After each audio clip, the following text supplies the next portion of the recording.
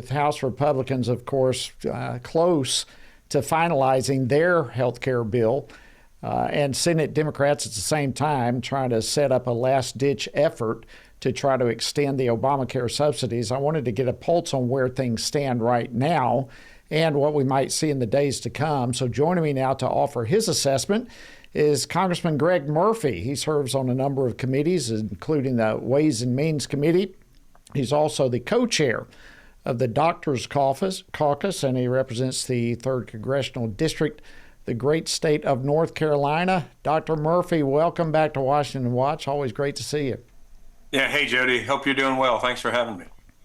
I'm doing well. Thank you. All right, let's start off with what's happening over in the Senate side of things. Of course, we have Senate Democrats who are introducing a bill. I think they did it yesterday to try to temporarily extend for 3 years the Obamacare subsidies that, of course, are set to expire at the end of this year. But as I understand it, Congressman, this would create somewhere between a $300 billion and $500 billion deficit. I mean, there's a huge price tag with what they're trying to do. So what's your thoughts on the attempts by the Senate Democrats right now, what they're proposing? Jody, those won't go anywhere. House Republicans won't go for this. A clean extension of cost, as you point out, it'd be $400 billion. I think our viewers really need to understand that this was a ticking time bomb set forth by Obamacare, back in 2014 when it was started to be enacted.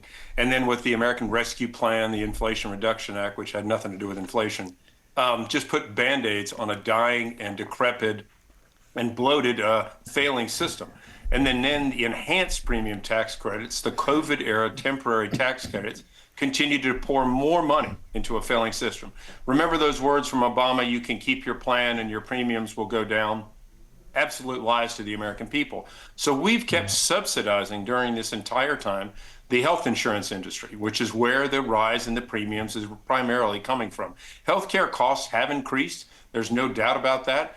But what we're doing here is continuing to subsidize a very, very profitable health insurance industry. I think since Obamacare started, they've earned over $360 billion in profit alone. So as far as what the Senate Democrats are going to do, that's not going to go anywhere. Republicans won't vote for that. What we need to do is a scaled down response, one that's going to be tapered out, a lot of with other reforms that actually lower the cost of health care. Well, that's certainly encouraging to hear. And of course, on the other side, where you serve there in the House, Speaker Johnson told reporters yesterday that House Republicans are close, at least, to wrapping up their own health care bill. What are you hoping for there, and what can you tell us about it? Yeah, so we had a great meeting yesterday with the Speaker and Majority Leader yesterday with Doctors Caucus. We met for over an hour and discussed things. And, basically, I think there has to be a glide path. I think it's bad for the American people to just immediately stop these subsidies. Remember, this is only about anywhere from 8 to 12 million people. Most people in this country are covered by their insurance plans, by their employers. About 40 million individuals are covered by Medicaid. And so we're dealing with a fairly small population, but that fairly small population would be left out in the lurch. So what we're talking about is scaling back the fraud.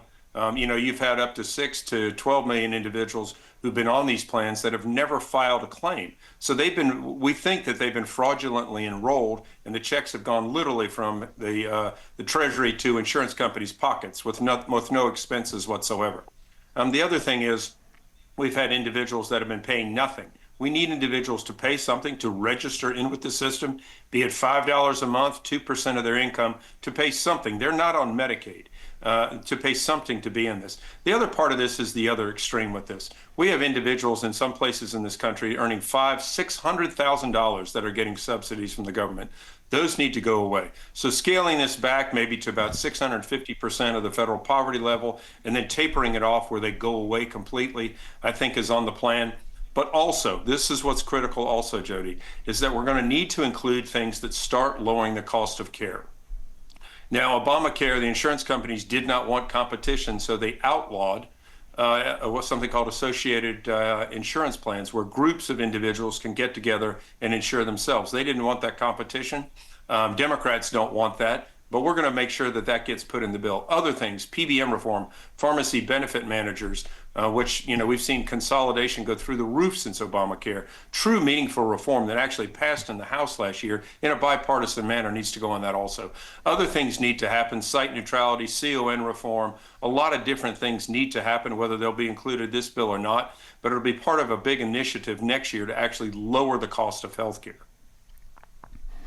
Well, North Carolina Congressman Dr. Greg Murphy, I know very few understand the depths of what's going on and what needs to any more than you. I want to thank you so much for taking time to join us today on Washington Watch. As always, honored to see you, and thank you for joining us. Thanks, Jody. God bless. Merry Christmas.